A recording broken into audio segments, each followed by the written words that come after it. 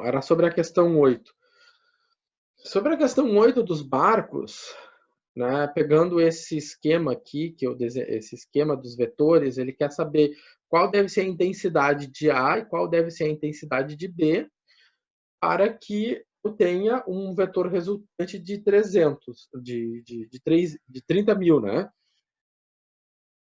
Essa é a pergunta dele, né? Então, desenhei esse esquema aqui, né?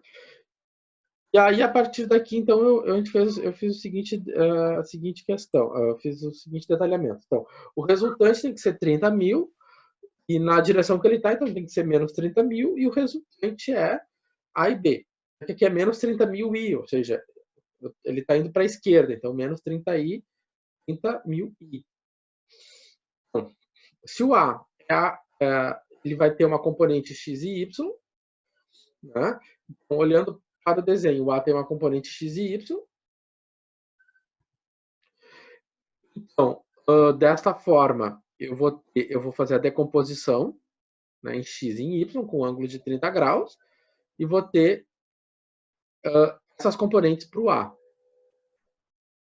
O B ele vai ter essa característica, né?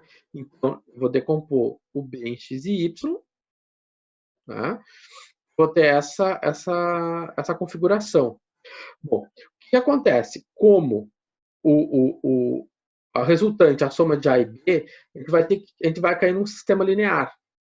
Na hora que a gente cai no sistema linear, onde a gente quer saber quem é o módulo de A e quem é o módulo de B, a gente sai pela segunda equação. Então, da segunda equação, né, eu concluo então que o módulo de A é 1,2 vezes o módulo de B, substituindo na primeira equação,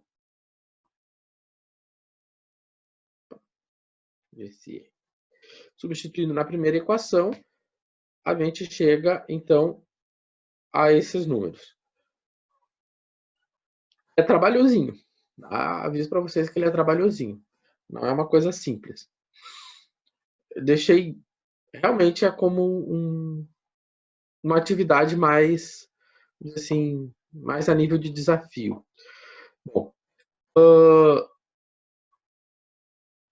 bom eu ainda não fiz o gabarito, mas amanhã eu vou estar postando essa videoaula aqui e vocês podem olhar bem direitinho essa resolução. Certo? Bom, então vamos para aquilo que é da aula. Então vamos chamar o PowerPoint.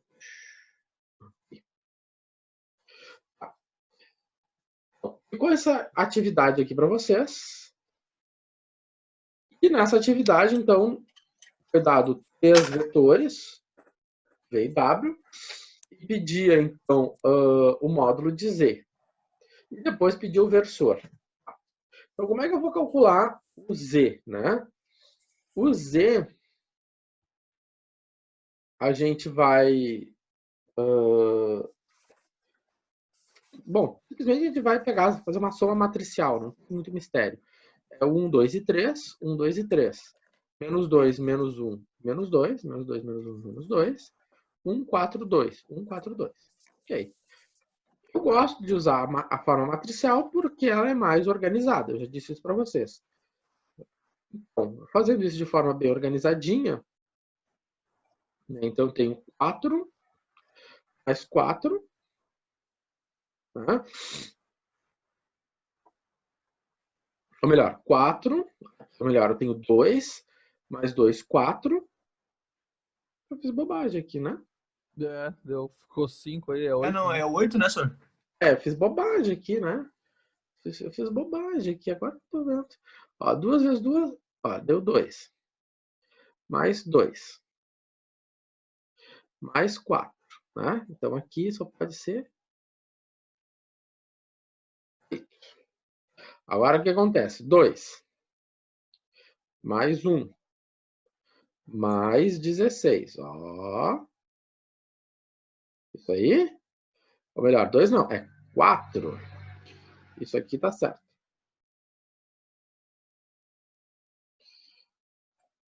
Então tá. Então a outra tá certo. 4. Agora vamos lá. 6 mais 2 mais 8. Isso deu 16. Então, aqui é que está errado. Né? Beleza. Tá. Corrigidos. Vamos adiante. No próximo caso, então, o que a gente vai ter? Aqui é 8. Vai ficar 8 ao quadrado, como ele quer o módulo de Z. Então, vai ficar qual número? Vai ficar 64 mais 21 ao quadrado mais 16 ao quadrado, que é 256. Isso dá 761, né? Ou seja, aqui é 761. Vou pegar isso aqui. Então, ficou raiz de 761. 761 não tem raiz, nem vou tentar. Aqui daí vai ficar, como eu quero um versor, né? Então vai ficar 8, primeiramente aqui é 8. Né? Então vai ficar 8 sobre raiz de 761. Aí. Mais 21 sobre raiz de 761 para J. Mais 16 da raiz de 761 para cá. É errado eu dividir, botar número quebrado? Não, não é errado. Tá certo. Você pode fazer isso. O caso seria 8 dividido por raiz de 761. 0,28, 0,29. Né? Não tem problema. Pode deixar assim. Pode deixar quebrado. Tá? Bom. Então, o que a gente percebe aqui? A gente verifica que é o mesmo procedimento que a gente tinha do que o bidimensional. O bidimensional se comportava da mesma forma, aqui se comporta da mesma forma. Então, o tridimensional, ele se comporta da mesma forma, só com um termo a mais, né? Ou seja, só agora com o K.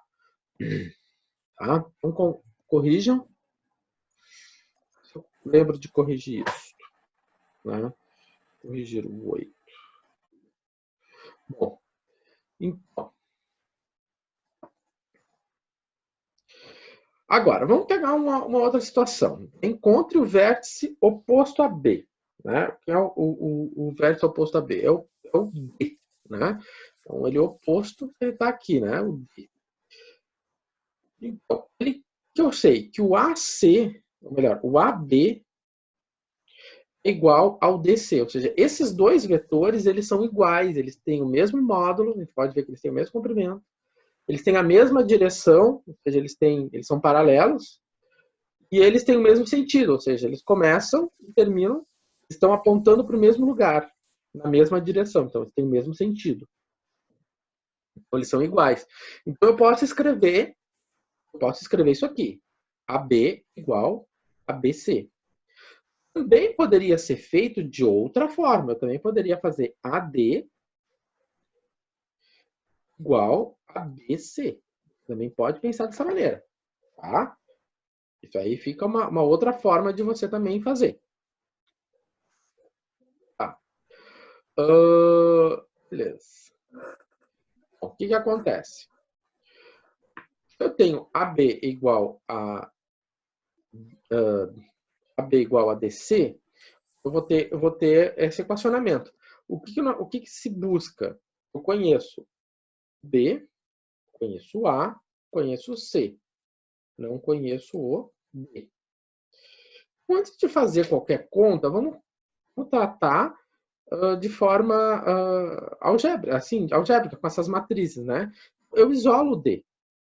Se eu isolar o D, o que acontece? É como se eu passasse esse D ele é negativo, né? Ou seja, ele é negativo. Eu quero isolar ele. Então, se eu quero esse D negativo, eu passo ele para o outro lado. Então, ele ficou positivo. O C, ele continua aqui.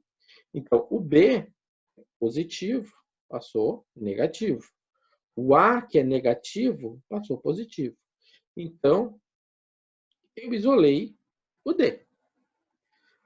Feito isso, agora, então, a gente pode partir para a continha, né? Para botar os valores e descobrir quem é essa coordenada. Então, nós temos esse equacionamento, escrevendo na forma matricial, da qual eu não canso de repetir que é a forma mais organizada, né? O meu C, né? Se eu não fiz coisa errada aqui, que eu acho que é capaz, mas vai dar certo pelo seguinte. Isso aqui é tudo comutativo, deixa eu ver. Isso. Ah, professor, mas aqui você colocou o A. Aqui está o B e aqui está o C. Tem algum problema? Não. Eu simplesmente, na hora de fazer, eu digitei errado. Mas como a adição ela é comutativa, tanto faz a ordem, e o B ele continuou negativo aqui, a resposta é a mesma. Ou seja, não, ocorreu um erro na digitação, mas não altera o produto final, né? Porque eu faria 0 menos 5, vai ficar menos 5. Menos 5 mais 3, continua menos 2. 1 menos 1, 0. 0 menos 2, né? Ou melhor, 0 mais 2. Agora, 2 mais 3, 5. 5 mais 4, 9. Igual. Eu só aqui na hora de digitar, digitei errado. Tá. Então, o meu D, o meu ponto D, né? O meu ponto D é menos 2, 9. Tá? Encontramos as coordenadas desse meu ponto D. É bem simples esse tipo de problema, não tem muito mistério. Agora ele quer determinar quem? A distância, né? Ou seja, a distância entre B e o ponto D, ou seja, ele quer saber o valor dessa diagonal. Bom, a distância entre dois pontos eu posso tomar como módulo, né? Então, como é que fica? Eu faço isso. Primeiro eu vou determinar o vetor. Então, na hora de determinar o vetor de D para D, D menos D, fazendo a continha, sobrou 7, 5 mais 2, 7, 1 mais 2, 3, menos 3, menos 9, menos 12. Então, né, fazendo o módulo, vai ficar 49 mais 9 mais 144, 202. Então, essa distância aqui, né, ela mede raiz de 202, ou raiz de 202 é 14, em torno, aproximadamente 14,21. Né, essa distância. Então, essa distância é aproximadamente 14,21. Tá? Bom, isso aqui não tem muito mistério. Aqui, bastante coisa. Né? Esse aqui é um exercício bem interessante, porque aqui a gente vai retomar bastante coisa que a gente já viu, só que agora no espaço tridimensional. Então, regra do paralelogramo continua valendo. Né? Tudo que a gente estudou até agora continua valendo no espaço tridimensional. A gente só tem uma parcela a mais, mas tudo é igual. Tudo é igual. Então, tem os três vetores, né, que nós temos aqui, e esses três vetores estão representados nessa figura dessa caixa, desse paralelepípedo. Vamos analisar cada um dos itens. Né? Lembrando que o professor aqui, quando faz os Ctrl+C, Ctrl+V, ele esquece de mudar as coisas, né? Bom, então tá. Vamos olhar para o primeiro problema. Então, escrever. Né? Escrever o AE em função, olha só que palavra chata, em função de AB e BE. Né? Vamos ver quem são esses vetores. Quem são esses vetores que nós temos aqui? Então, o AE é esse vetor aqui. Né? Que está representado, está desenhadinho, bonitinho. O meu vetor AB está desenhado ali. Ou seja, o vetor que vai de A até B. O meu vetor de B a T, né, o vetor BE, Ele está desenhado aqui. Tá? Ele quer escrever, ou seja, o AE como uma operação, como uma função. Né? Ou seja, quando ele fala em função, ou seja, ele resulta de uma operação. Ou seja, escrever isso é eu dizer, o AE resulta de uma operação entre esses dois vetores. Ou seja, AE resulta de uma operação entre esses dois vetores. Bom, esse resulta é a mesma coisa que eu dizer em função dos vetores. Ou seja, o AE é um resultado. Né? Ou seja, ele está em função. Beleza. Então, o que acontece? Esse meu vetor BE, simplesmente eu posso fazer ele de um lado para o outro, né? Ou seja, tanto faz onde ele está, quanto eu colocar ele aonde eu coloquei agora. Ele continua sendo o meu vetor BE.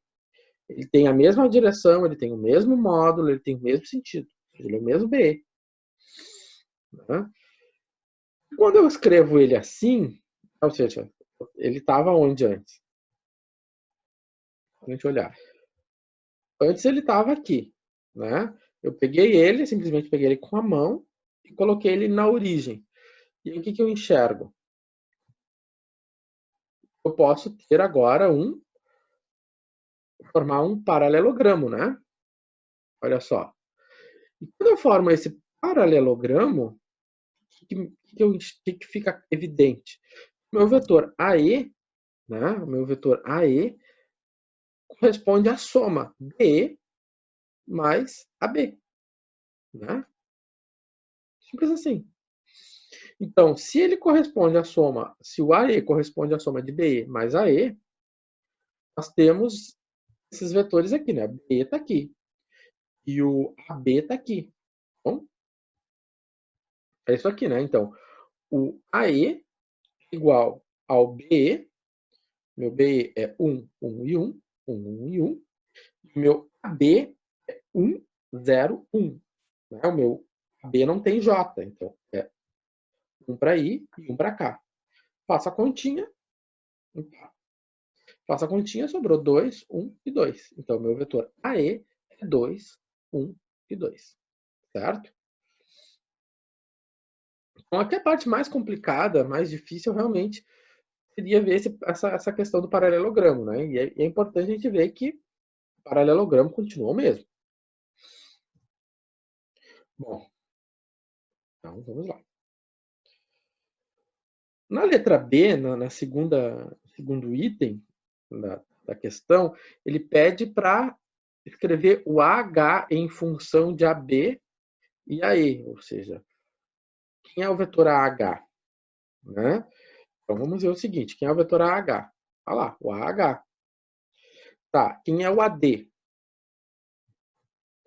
Meu AD, melhor, meu AE tá aí, né? E falta quem? O meu AD. Tá aí, meu vetor AD. Claramente, né? Claríssimo. Pelo paralelogramo, a gente percebe que o AH é AD mais AE. Né? Então, dessa forma, a gente conhece o AE. A gente viu antes, né? Quem era o AE. Né? Então é só fazer a conta, né? O AH, o AD, é 0, 0 para I, não tem I, 3 para J e 3 para K. E o meu AE, a gente agora já sabe quem ele é 2, 1 e 2. Então ficou 2, 4 e 5. Tá? Bom, beleza. Agora vamos para o C. O C, ele está olhando para o AC. Então, o AC. Tá. Antes disso, ele pegou o AB. O AB faz parte, né? Aqui. Eu devia ter programado primeiro o AC, mas eu botei o AB. Então, aqui está meu AB. Mais. Ali está meu AC. Então, ele começou. Então, meu AC é o vetor que sai de A até B. Ele quer em função de A até B e AD. Bom, eu quero o AC que resulta de AB a AD. Também está claro aqui o nosso paralelogramo, né? Da regra do paralelogramo, o AC é o AD mais o AB. Novamente, a gente verifica, né? A gente verifica que o meu AD, né? Que o meu AD é 0 para I, 3 para J, 3 para K. E o meu AB é 1, 0, 1. Né? Aí a gente faz a conta. Então ficou 1, 3 e 4. Simples assim, sem nenhum mistério. Agora vamos para o AG. Né? Então ele pede agora já direto. Qual o comprimento de A até G? Então tá lá. É a diagonal AG. Então como é que fica a diagonal AG? Eu vou precisar do AB. Né? O que mais será que eu vou precisar? Ele vai precisar do AD. Então, o que eu fiz aqui? Olha só. Eu tenho AB. Quando eu tenho esse AB, eu posso trazer esse AB é igual ao meu vetor DC. Então, o que acontece? O meu vetor DC é igual ao meu vetor AB. E aí, o meu vetor AC, né, ele corresponde, né, a AD, né, o A até D, mais o A até B. Isso aqui a gente já tinha feito essa conta, ficou 1, 3 e 4. Por que eu preciso do vetor AC? Né? Porque o vetor AC... Opa, ele já deu a conta direta. Então, o meu vetor AC, 1, 3 e 4, se eu somar ele com o vetor AE, e o vetor AE ele é igual ao meu vetor CG, mas antes disso, quando eu olho para cá, né?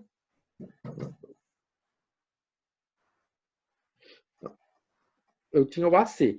Mas se eu pego o vetor AC com o AE, ou com o CG, fica claro que se eu fizer o paralelogramo entre esses dois vetores, eu vou ter, né? Eu fiz ali o paralelogramo, tracei ali aquela linha auxiliar entre o E e o G. Eu vou ter o meu vetor AG, certo? Bom, então, o AG nada mais é do que AC mais AE. Né? Então, o AC aqui e o AE. Portanto, fazendo a continha, simplesmente eu tenho então, o AG, o AC, 1, 3 e 4, e o AE, 2, 1, 2. Somo 3, 4, 6. Agora, como é que eu vou calcular a distância entre A e G? Fazendo o módulo. Fazendo o módulo, então nós temos isso aqui. 9, 16 e 36. Certo? Tem muito mistério aqui, gente. Aqui, acho que a parte mais difícil, o exercício mais difícil dessa questão aqui é a geometria, né? Enxergar essa geometria. Tá? Mas também não é tão difícil, tá tudo bem claro. Ângulos diretores. Aqui vai entrar um pouco mais de conta, né? O que são ângulos diretores? São os ângulos que o vetor faz com os eixos coordenados. Por exemplo, vamos olhar aqui, o alfa. Esse aqui é o ângulo alfa. O ângulo que o vetor faz com o eixo das abscissas. Então, toda vez que eu me referir ao ângulo alfa do vetor, eu estou me referindo ao ângulo que ele faz com as abscissas. o beta. Quem é o beta? O beta é o ângulo que o vetor faz com as ordenadas. E o gama. Quem é o gama? O gama é o ângulo que o vetor faz com as cotas. Esses nomes, alfa, beta e gama, eles vão acompanhar em tudo. Alfa é o ângulo com as abscissas, beta com as ordenadas e o gama com as cotas. Tá, o que tem aqui? Então, nós vamos investigar esses ângulos. Nós vamos determinar esses ângulos. Vai chegar lá e vai dizer, ó, é tanto esse ângulo. Então, para isso, a gente vai tratar dos versores. Ou seja, os versores aqui são importantes. O porquê de ser os versores, a gente vai ver quando a gente trabalhar produto escalar. Isso, um pouquinho adiante, a gente fala disso, desse porquê. Mas, por enquanto, a gente vai partir da ideia do versor. Ou seja, a componente dividido pelo módulo. Né? Então, do produto escalar, né? O que a gente sabe do produto escalar? O cosseno de alfa, ou seja, o cosseno de alfa, é igual a x sobre o módulo de A, o cosseno de beta é a y sobre o módulo de A, e o cosseno de gama, né, é a z sobre o módulo de A. Tá? Então, aqui a gente assume. Depois a gente vê lá no produto escalar. Então, o que a gente conclui disso? Né? Conclui disso isso aqui. Então,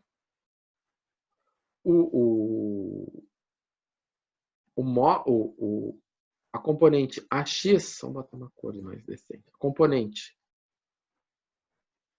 AX, né, é o módulo de A vezes o cosseno, ou seja, eu passo esse daqui para cá, né? Ou seja, o AX é igual ao módulo de A vezes o cosseno. Quem é o AY?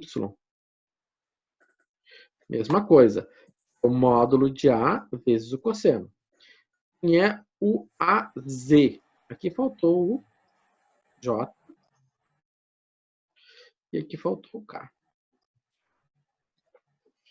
Tá? Então, quem é o AZ? Né? O AZ é módulo de A vezes o cosseno de gama. Certo? Isso aqui saiu, ou seja, definido lá do produto escalar, saiu essa definição aqui. A gente vai ver depois de onde é que saiu isso. E então, a gente pode então decompor o vetor conforme os ângulos diretores. Vamos ver o que resulta disso. Temos 6 minutos. Então tá. Bom, vamos partir para um exemplo. Eu acho que esse aqui é um exemplo de intervalo, né? É um exemplo de intervalo. Esse aqui é um exemplo de intervalo. Eu vou postar agora para vocês lá esse material, que agora que eu lembrei que eu não postei esse material para vocês. E eu vou postar lá agora para vocês. Para vocês pensarem nesse tempinho, nós temos alguns minutinhos. Agora são 21h08. 21h15 a gente retorna, tá? Eu vou postar lá, acho que não vai dar tempo para vocês tentarem resolver ele, porque ele é um pouco grande. Mas eu vou postar esse material lá para vocês agora, certo? Nós vamos encerrando essa segunda live e retornamos em alguns instantes às 21h15, ok? Para resolver esse problema e apresentar outras situações bem interessantes. Daqui a pouco. Ok. Até mais. Valeu. Eu vou postar esse material agora.